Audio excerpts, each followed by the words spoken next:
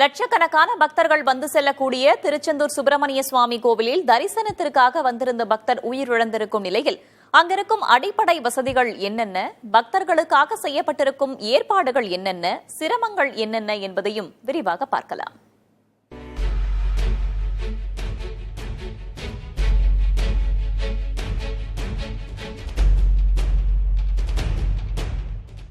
முருகனின் அறுபடை வீடுகளின் இரண்டாம் படை வீடான திருச்செந்தூர் சுப்பிரமணிய சுவாமி கோவிலுக்கு வார இறுதி நாள் மற்றும் திருவிழா நாட்களில் 5 முதல் 10 லட்சம் பக்தர்கள் வருகின்றனர்.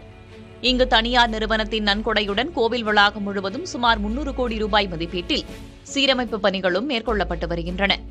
பக்தர்கள் நீண்ட வரிசையில் காத்திருப்பதை தவிர்க்கும் வகையில் திருப்பதியைப் போல பக்தர்களுக்காக 4 அறைகள் கட்டப்பட்டு வருகின்றன.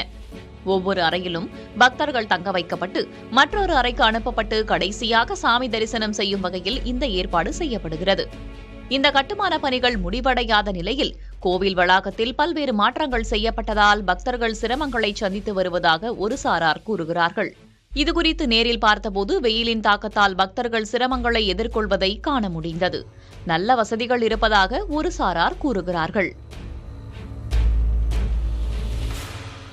அடிப்படை வசதிகள்லாம் நல்லா ஏற்பாடு பண்ணியிருக்காங்க.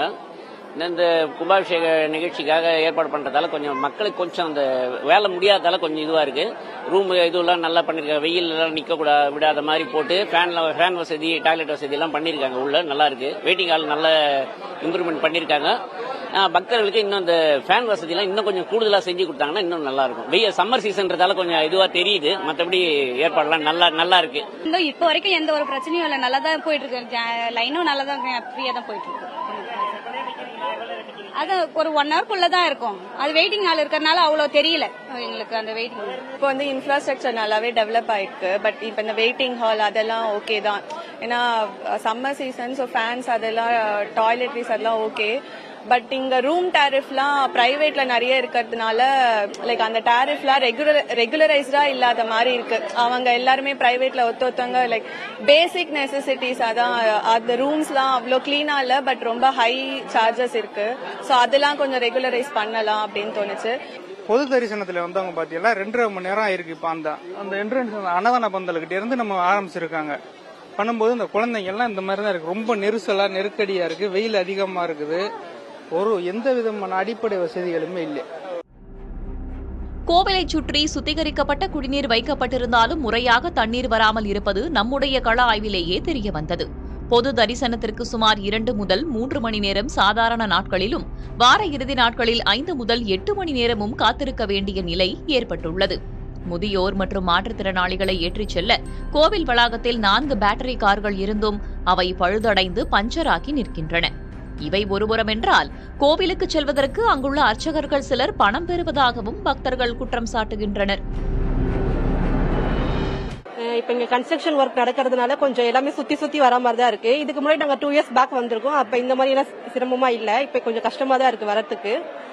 அதுவுமே இல்லாம நம்ம சாமி பக்கத்துக்கு உள்ள போறதுக்குமே பாத்தீங்கன்னா இங்க நிறைய ஐயர்லாம் நின்றுட்டு கேஷ் மாதிரி பே பண்ண சொல்றாங்க. இப்ப வசதி இருக்கவங்க கொடுத்துருவாங்க. சோ ஏழை மக்கள்லாம் இருக்கும்போது அவங்களால உள்ள போறதுக்கு கொஞ்சம் சிரமமா தான் இருக்கும். அதெல்லாமே கொஞ்சம் கண்காணிப்பு கொண்டு வந்தாங்கன்னா கொஞ்சம் ஈஸியா இருக்கும்னு நினைக்கிறேன்.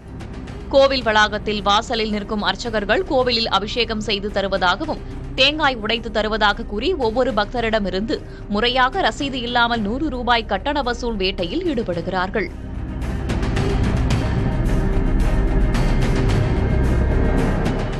நான் போனா 2000 தரு. அப்படியா? நான் மட்டும் போல சின்ன பிள்ளைல மட்டும். சரி, இப்போ 100 ரூபா அவனுக்கு டோக்கன் கொடுத்தாரா?